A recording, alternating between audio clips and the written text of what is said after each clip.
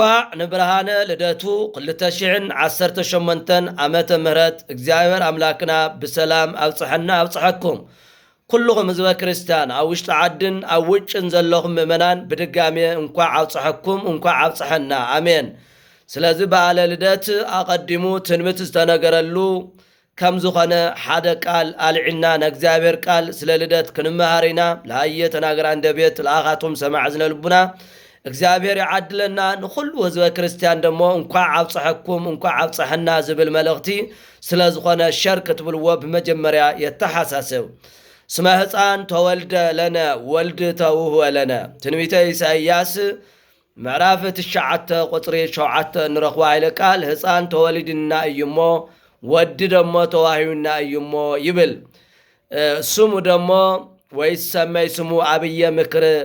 አብ ዓለም ወመልአከ ሰላም እስማና መጽ ሰላመ ሰላም ከምጽየ ወዓልዎ ማህለቅት ለሰላሙ እዚ ቃል እዚ ኢና ክንነጋገር አቀዲሙ ነቢዩ ኢሳይያስ ሕፃን ተወልድና እዩ ሕፃንውን ተዋሂዩ ወድውን ተዋሂዩና እዩ ስሙውን ዓብይ ምክር ድንቅ ክበሃል እዩ ናይ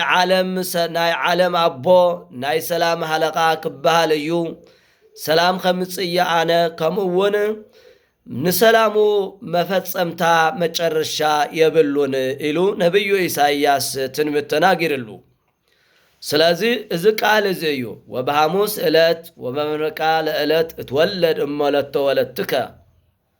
ካብ ጓልጓልኻ ተወሊደ ብሓሙሽተ መዓልትን ብፈረቓ ሓሙሽተ መዓልት ፈረቓን ተወሊደ ከድሕነካ እየ ዝብል ቃል ካብ ዓመት ዓመት ካብ ወርሒ ወርሒ ካብ መዓልቲ መዓልቲ ከየጉደለ ብጽኑዕ ቆጸርኡ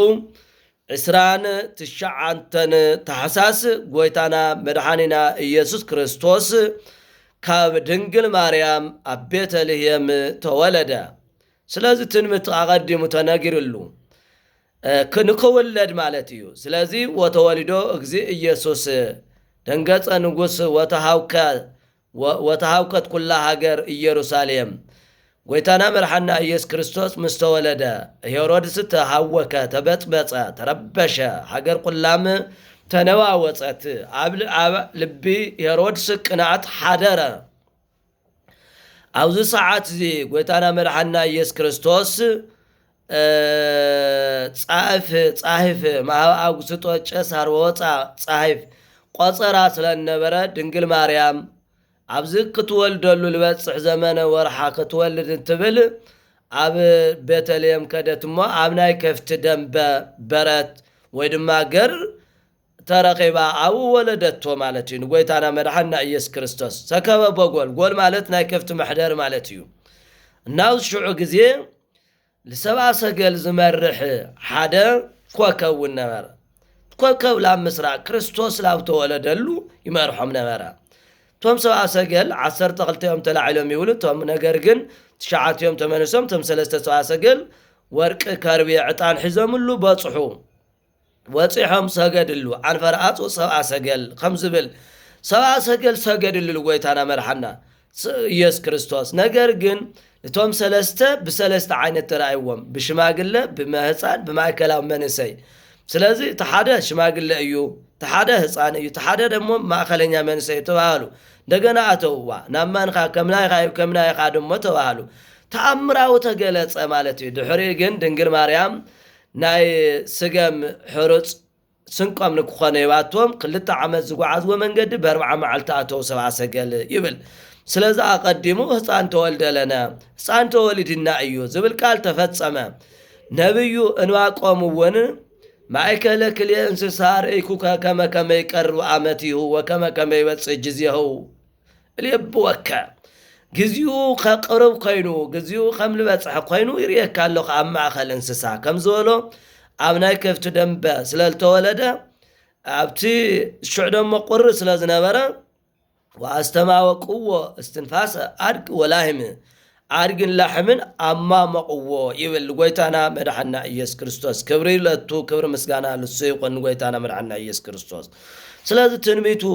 ተፈጸመ። ጎይታና መድኃኒና ኢየሱስ ክርስቶስ ተወለደ። ኣብዚ ሰዓት እዚ ርእይዎ ነሎቱ አይከትዎ መላእክት ملائكة رأي ما أمسجنوا واسطون أما رأيوا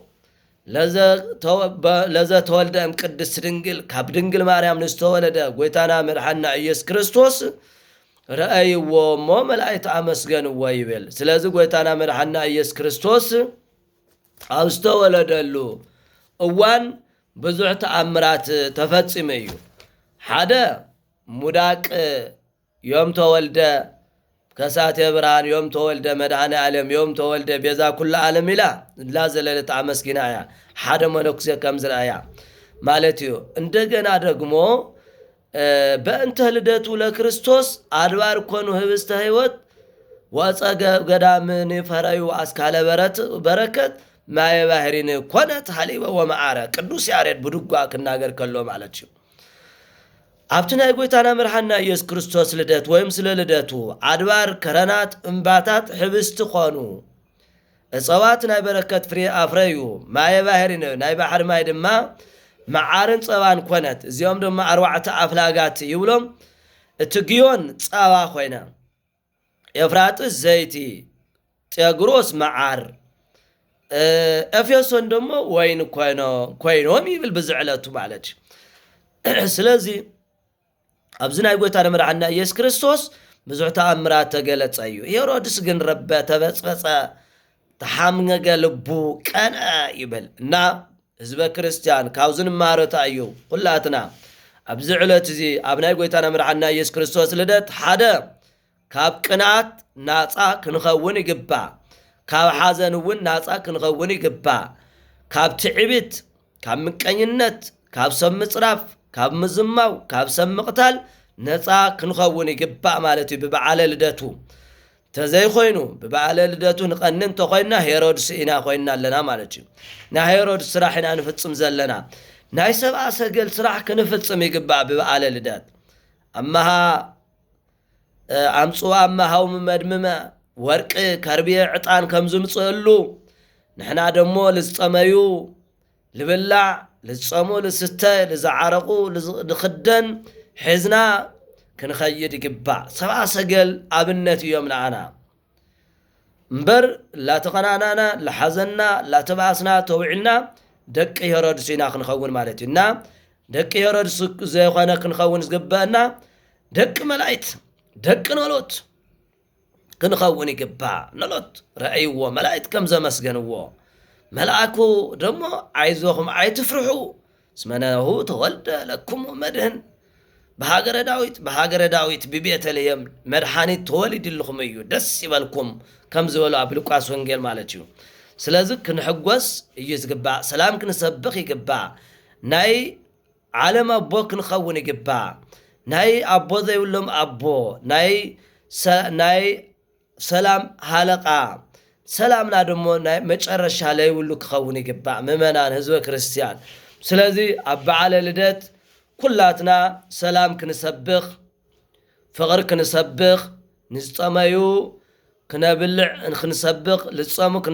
كنستي نزي عرقو كنلبس كنسبخ يقبع النمبر كالك كنسبخ كم زي بلنا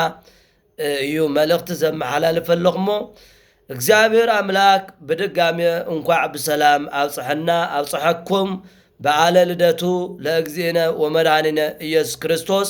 ናይ ሰላም ናይ ፍቅሪ ናይ ሓድነት በዓል ይግበረና አሜን።